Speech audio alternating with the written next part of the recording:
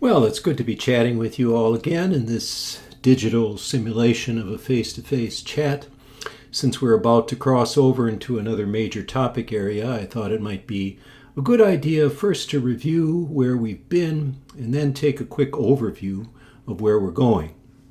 Let me see if I can actually change the slide here. So, in our introductory lesson, we were talking about the Lutheran distinctive in interpretation. That is, what makes Lutheran interpretation distinctively Lutheran, what sets it apart from the rest. Probably the key points to remember in this case would be that we allow Scripture itself to feed our presuppositions about what is Scripture and what it is about. So what it is and what it's about, we get those presuppositions from Scripture. And this is just a form of applying let Scripture interpret Scripture. Scripture has to stand above our judgments concerning what it is and what it's about. And there the Bible is very clear in both cases. What makes Lutheran interpretation really Lutheran, however, and I hope this came across, is our emphasis on the centrality of the gospel. The gospel is, some can call it the hermeneutical key, or say that Christ is the center of history. He's the telos of history. We can use Martin Franzmann's fancy word and talk about the heuristic. We can talk about the cantus firmus and the polyphonic voices around the cantus firmus. Either way, we're talking about the same thing. These are different ways of saying what makes the Lutheran Reformation distinct is our emphasis on the gospel. The gospel is primary. The following 2 weeks, we studied the historical part of the historical grammatical method. First, we discussed the importance of situating our interpretation on the timeline of salvation history, this overarching narrative of God's way of gathering his elect throughout history. We also talked about the need to understand the historical and cultural setting of the Bible through various readings. So we had those two aspects of history, the salvation history and then the what we normally think of, I suppose, when we're thinking about the regular cultural, historical background. Secondly, we got into a little bit more controversial territory, I think, what sparks perhaps more discussion, perhaps even disagreement, to speak about the relative merits of narrative analysis, recognizing that the historical portions of Scripture are narrative. What we're, of course, not saying there is Scripture is just an idle tale, that it's a story. It's perfectly historical in the events that it depicts. And yet, as any story, it has the characteristics of narrative. And so methods that are used to analyze and interpret narrative are helpful. That's all we're saying. We recognize, though, that there's a danger of people treating narrative in Scripture as if it is just a made-up story. They exalt the artistry of the speaker or writer over the veracity of the text. We also zeroed in on a very clear abuse of the Scripture's historical nature. That would be allegorizing, the allegorical method.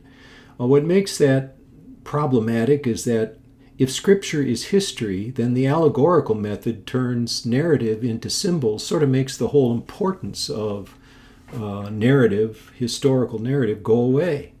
And with it, our foundation of faith. In some ways, the second half of this unit that we looked at might logically and more easily belong under the major division that we're going to be looking at right now, that the Scriptures are also literature and should be understood as such.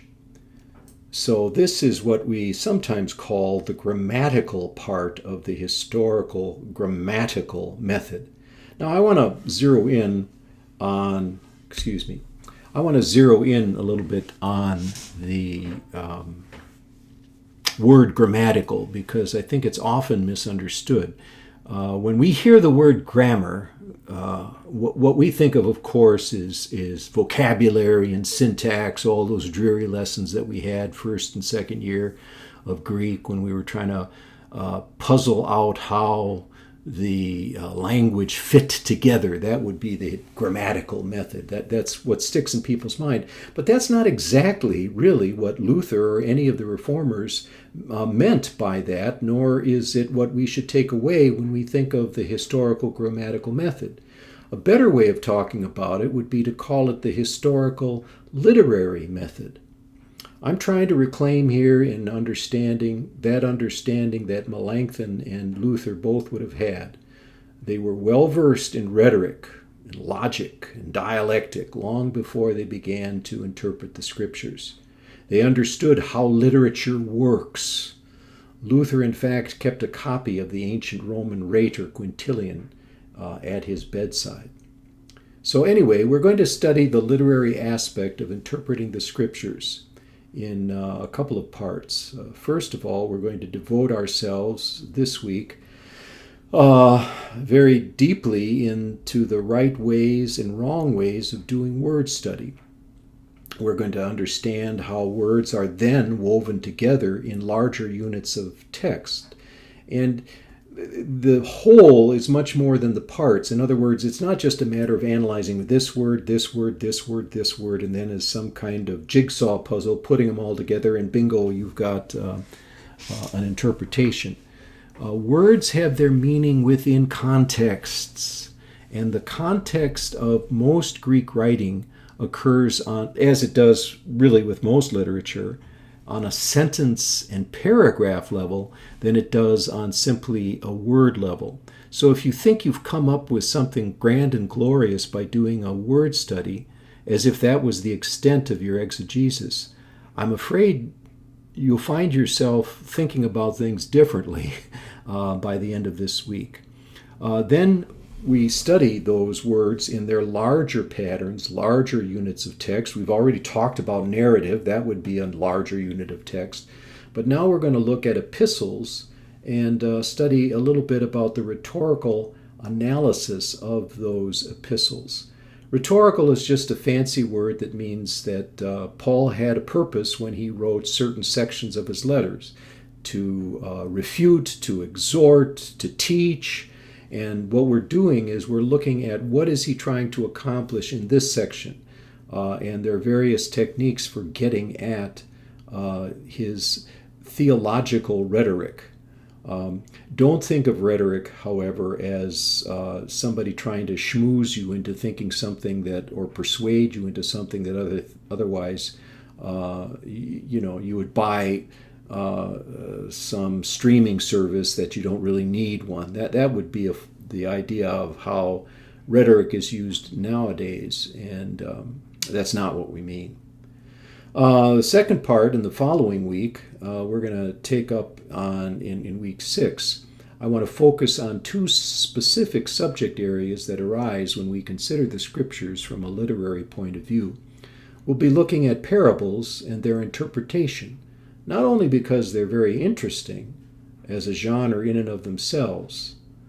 There you have a narrative story that really is a story. It's not intended to be a historical depiction of facts. And as a specific genre within the Gospels, it presents to us interpretive questions all their own. The second subject I want us to spend a little time on is postmodernism, especially reader response, that literary approach that we've been looking at a little bit. We don't need to spend a great deal more time, but I want you to at least familiarize yourself with the justifications that postmodernists come up with to do what they're doing. Be aware of some of their reading strategies. It's a way of helping us understand why more and more nowadays what counts is simply one's opinion about things. People have discounted the notion of there being objective reality out there. It's interpretations, as Nietzsche said, all the way down.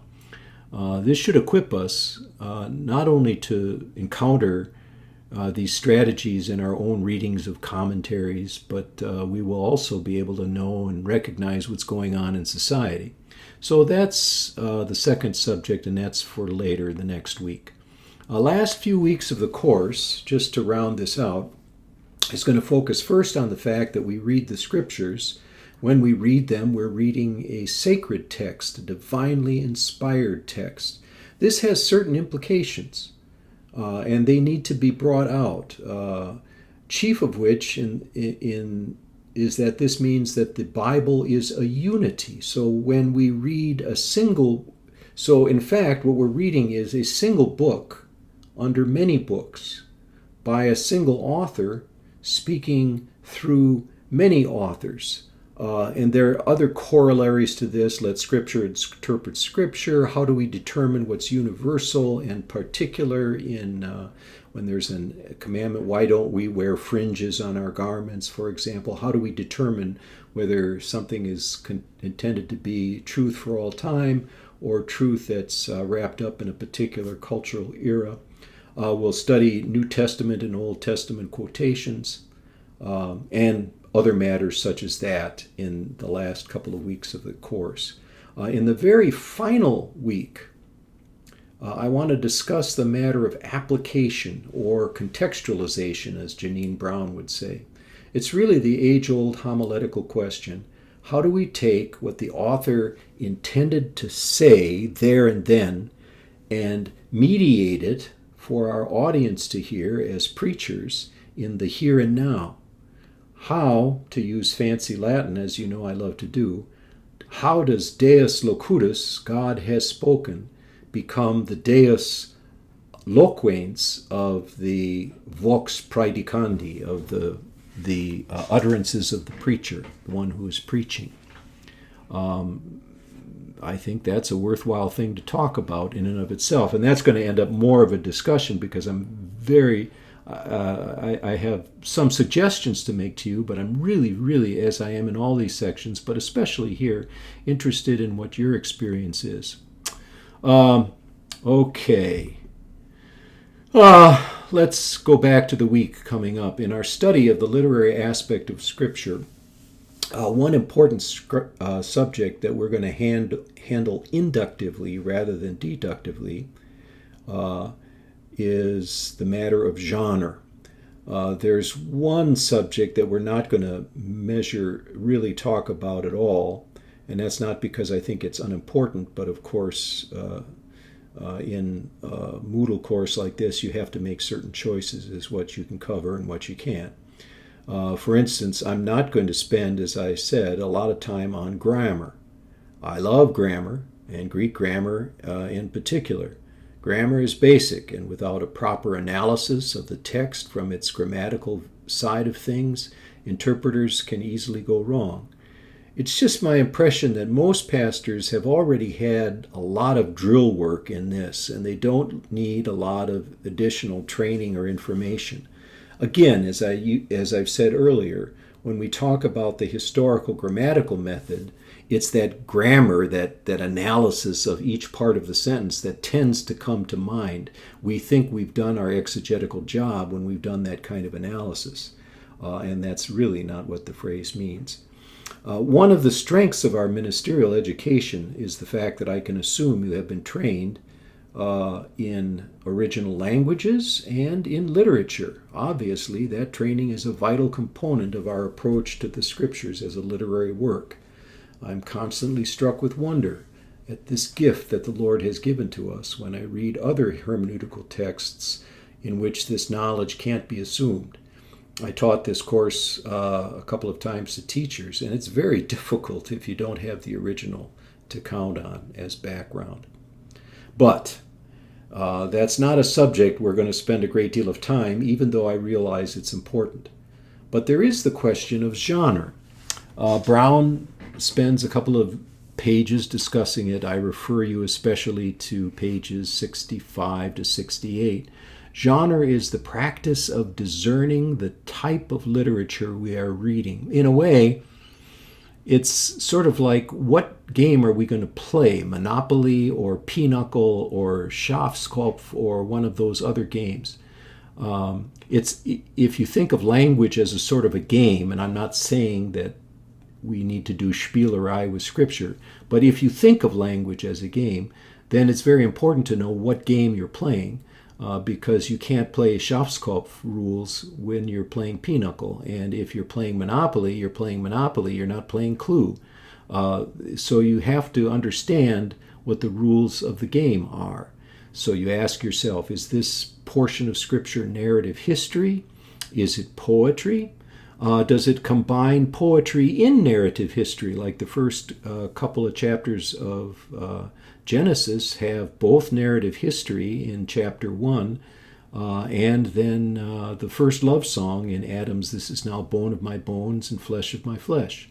Is it prophecy? Prophetic speech tends to be either teaching or often poetry, in Isaiah especially. Is it legislation, like the legal material in the Torah? Do we have a genealogy, such as we do in Chronicles? A letter? Is it apocalyptic? One can divide Scripture into different types of literature, and the value of this comes from the recognition that we bring different expectations to different kinds of literature. Janine Brown uses the expression direct versus indirect. So sometimes the author is very much present and he's speaking to his audience directly. That would be an epistle. Paul is clearly present in that letter, versus a narrative where we may not even know the name of the author, or if we do, Luke or John or Mark, he's not present in the same way that Paul is present in an epistle. His way of teaching is more inductive. He expects, in an indirect way, you to put together why he has put the plot the way he has, why he's emphasized this series of miracles, this series of sayings, and put it side by side with this parable. How does this all work together? That's more indirect way of communicating, like the wife saying to the husband, these packages are heavy. Another way of putting it, as she does, is to talk about transmissive speech versus expressive speech. Transmissive, again, you're being direct. You're telling people directly. The emphasis is on conveying information and ideas. Expressive is more to draw you in. Appropriation versus application, we might think of. It's to draw you into the story and to make you experience yourself almost identifying with this character or that character, or enjoying the beauty of the poetry as you hear, "The Lord is my shepherd, I shall not want. He maketh me to lie down in green pastures," and so on. In a way, as I've said, by looking at narrative history as we have, and then parables and epistles in future lessons, we are already going to be discussing the concept of genre by looking at specific examples. We could spend a great deal of time on this. A lot of it is just common sense, or we've learned it in our literature courses at college. I would rather, though, handle it, as I've said, inductively. So on to week 5. Here we go. Let us read the Bible as literature, that is, as a literary grammatical work.